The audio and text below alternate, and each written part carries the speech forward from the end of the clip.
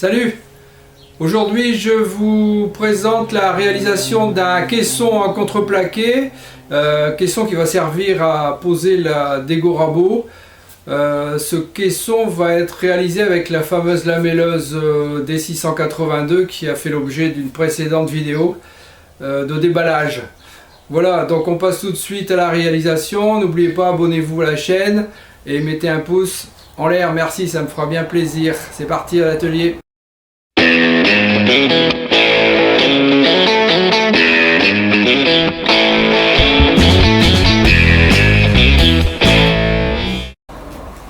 Alors pour les assemblages de panneaux, que ce soit pour assembler des panneaux bout à bout, que ce soit pour positionner perpendiculaire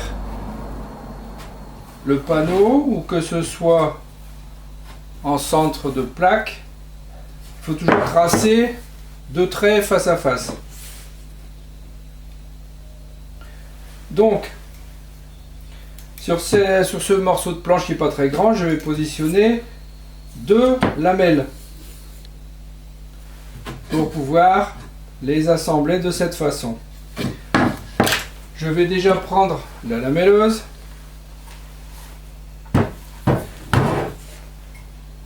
prendre son axe, je vais le repérer avec une équerre qui me permettra de reporter facilement. Donc on reporte de cette façon sur tous les panneaux qui vont être assemblés la distance entre le bord et l'axe qui représentera de cette façon, voilà, le bord de la machine, afin d'éviter d'avoir des biscuits qui se retrouvent trop au bord et qui pourraient endommager le panneau. Voilà, c'est une façon de faire, hein. Vous pouvez faire autrement si vous le souhaitez. Ensuite, je mets mes deux panneaux l'un contre l'autre, je les assemble bien en bout, et là je reporte tout simplement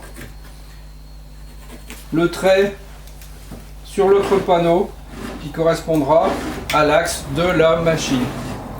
Voilà, alors que ce soit en bout à bout ou en perpendiculaire, hein, c'est la même chose. Les traits se retrouvent toujours au même endroit. Voilà, simplement en centre de panneau, il faudra reporter dans l'angle, voilà, le trait. Ensuite il vous suffit d'amener la machine pour pouvoir travailler. Pas besoin de chercher de complications, les traits sont préparés. Profitez pour numéroter, une fois que vous avez fait vos traits vis-à-vis, numérotez vos panneaux numéro 1, de cette façon. Toutes vos faces seront toujours ensemble. Ne jamais retourner un panneau, l'axe du biscuit pouvant être plus ou moins précis, vous aurez un ajustage qui serait imparfait. Donc toujours avoir les faces numérotées du même côté. Idem en perpendiculaire, hein, j'ai toujours mes faces numérotées au même endroit. Voilà, et bien sûr aussi sur les rainures centrales, idem, vous reporterez aussi votre numéro de panneau. Là vous mettez le 1C pour savoir que c'est le centre, enfin bref, vous numérotez comme vous le sentez. Voilà pour les petites astuces de départ, les repères. Donc mes panneaux sont numérotés, donc je les retourne pour venir me positionner pour poser la machine. Je ne les, en aucune façon, je vais les retourner. Je les laisse toujours dans le même sens. Alors on peut utiliser la lamelleuse directement sur le plan de travail, uniquement pour les panneaux de 19 mm. Ça ne sera pas parfaitement à l'axe de la tranche, mais c'est faisable. D'accord, il suffira de prévoir, d'appuyer et de mettre en marche, et ça fonctionne à plat sur le plan de travail. Pour plus de précision, sur la machine, il suffira de régler, où est-elle? Ici. Sur la machine, il suffira de régler l'axe du panneau, pour ici du 19 mm, donc 9,5. Je vais positionner 9,5 sur la jauge de profondeur, et ainsi j'aurai un panneau qui sera bien centré. Voilà. Quoi d'autre pour les réglages? Ben, il n'y en a pas d'autre, hein. La profondeur du biscuit, ça on la retrouve sur le côté de la machine, ici. Donc le biscuit 0, le biscuit 10, le biscuit 20. Et sur vos biscuits, souvent vous trouvez la dimension du biscuit. Voilà, donc vous serrez la pièce sur le bord. De cette façon, elle ne pourra pas bouger et vous aurez de quoi travailler fermement. Mon repère, j'ai mes traits d'axe, partout j'ai des traits, hein. Dessous la semelle, vous avez la largeur de la lame qui est dessinée, vous avez le trait d'axe, vous retrouvez le trait d'axe devant, sur le volet rabattable, vous retrouvez partout, ou sur l'arrière du volet, sur l'avant du volet, vous avez toujours des repères partout.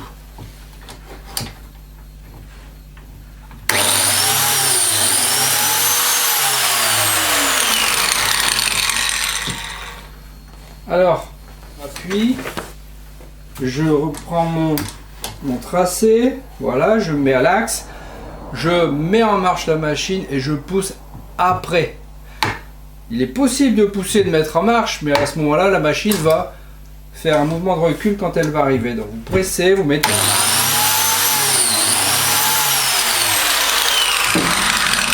Et ensuite vous poussez.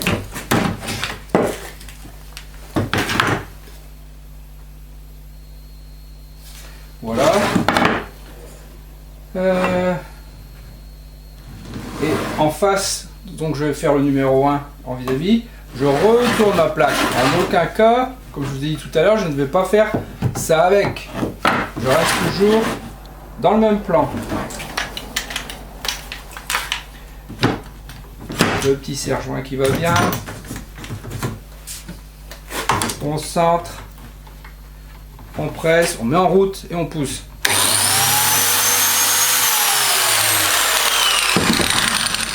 Deuxième côté, mon trait, je centre, je presse bien, la machine tient toute seule, je mets en marche et je pousse après.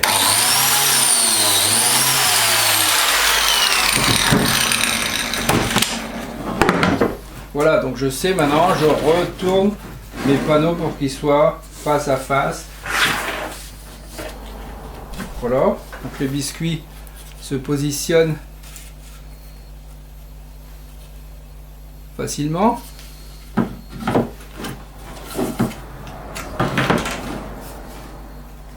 On les met bien de chaque côté. Et on a toujours une possibilité d'ajuster de 3 à 5 mm de chaque côté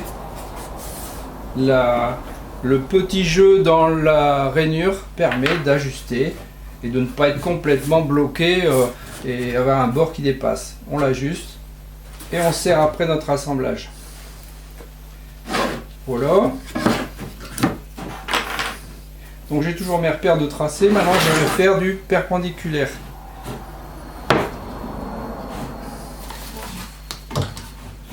Alors, on s'aperçoit que l'axe a été tracé, donc on est bien au bord, la machine est au bord, on ne va pas plus au-delà.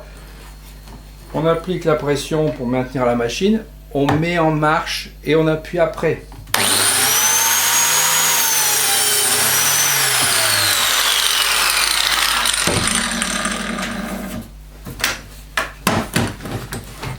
Voilà, le trait d'axe, on appuie et on en marche.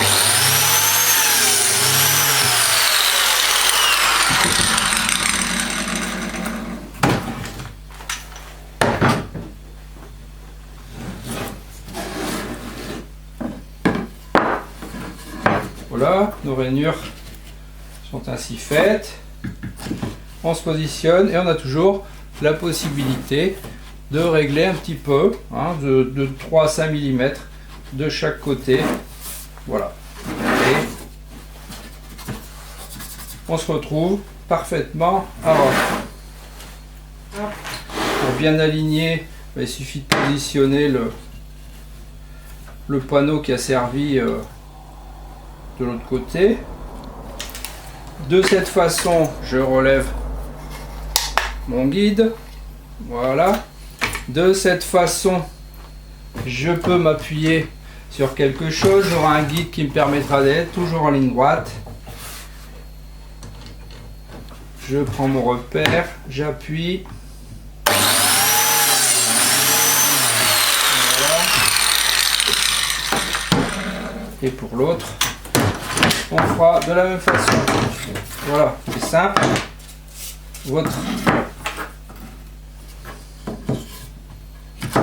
Et vous pouvez toujours le régler légèrement bordure. Et un petit jeu latéral pour permettre de peaufiner l'éclairage et les petits réglages qui vont bien. Voilà, pour la colle, remplissez bien de colle. Quand vous positionnez, agitez la languette, le biscuit. Le biscuit au contact de la colle va gonfler légèrement, très légèrement, et venir compenser le petit jeu qui se trouve de chaque côté, et ainsi faire un assemblage parfait.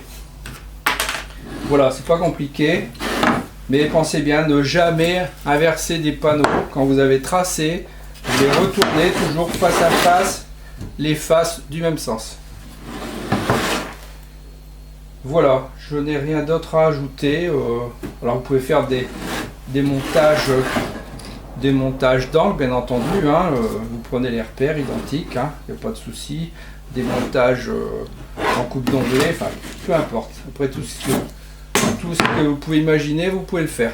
Donc là je prépare un caisson qui va aller sous la dégauchisseuse raboteuse. Un caisson tout con. Hop, voilà. Tu vois, c'est un truc comme ça. 80 cm de long, 50 de large. En dessous il va y avoir quatre roulettes orientables pour pouvoir le ranger contre le mur avec la scie.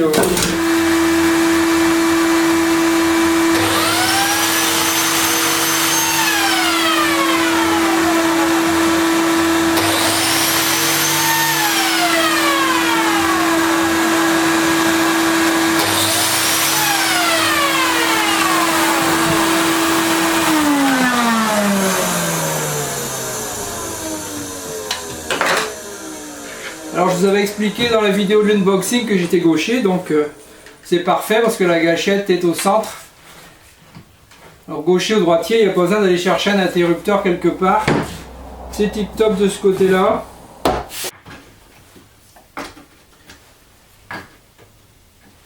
Ça c'était laissé, donc c'est le centre. Donc là je suis sur le panneau numéro 4, l'extrémité numéro 4. J'avais déjà fait celle-là, l'extrémité numéro 4, numéroté parce que quand vous avez 4-5 panneaux, vous allez forcément vous gourer, ça c'est clair. Alors qu'est-ce que ça donne? Bon allez, on y va, on va passer au collage. Alors on met bien de la colle dans les rainures. Voilà.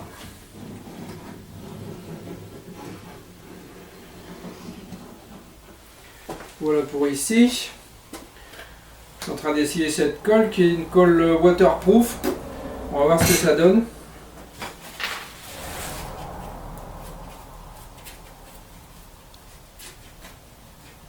Voilà. Allez, c'est parti.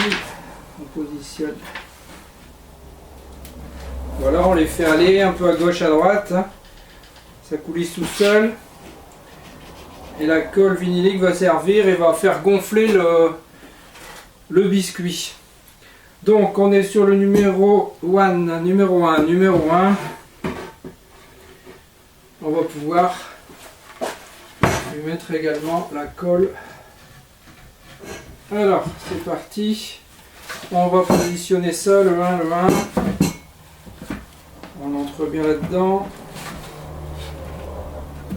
Voilà, franchement c'est nickel. On va lui mettre 2-3. Voilà. Ça va tenir tout seul au moins.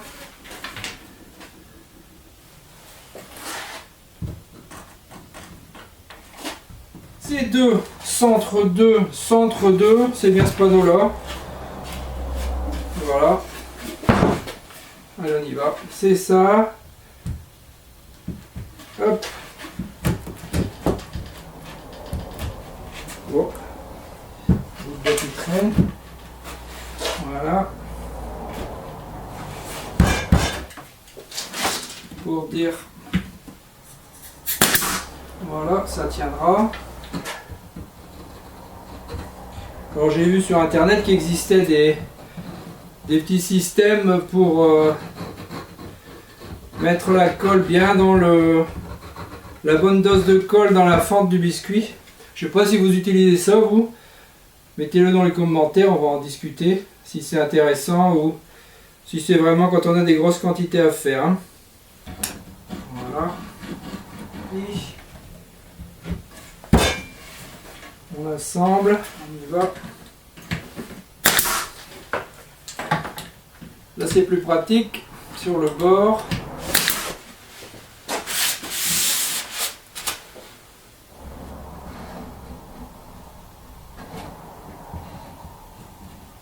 Voilà. Allez.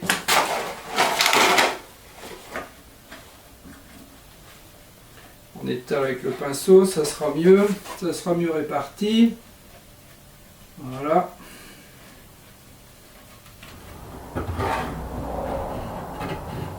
Bien, bien, bien.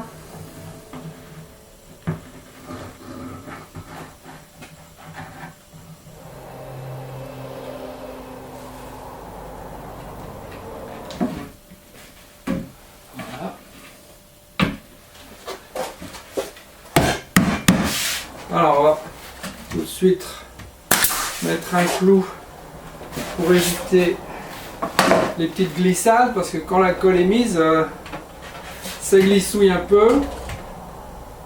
C'est tant mieux, ça permet de le régler plus facilement.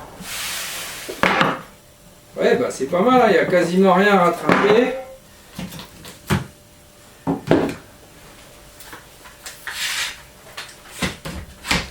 Alors, est-ce que j'emploie ma méthode Mike Giver tout de suite? Parce que sinon après, j'aurai pas assez de serre-joint.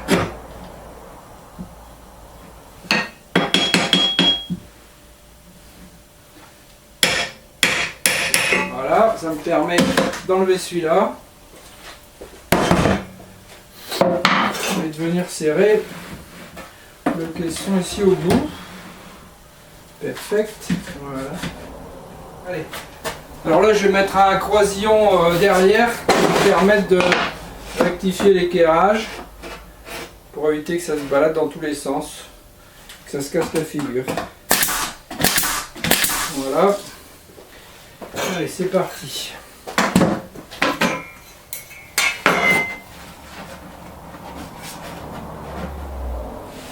Voilà. Ouais. Ouais. Voilà. Allez, on y va. Voilà. On va continuer avec nos serre-joints. Donc ceux-là, des serre-joints qui ont au moins 40 ans si c'est pas plus. Hein.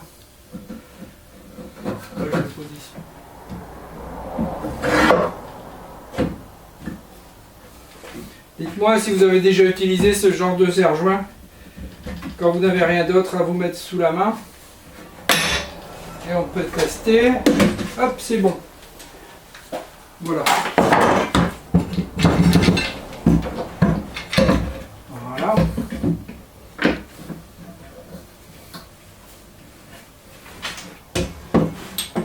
Bon là ça tient bien, hein, pas mal ces serre-joints en dépannage.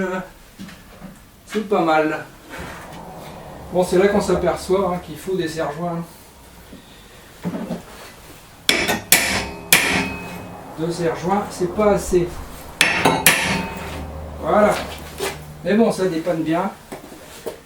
Ça dépanne bien.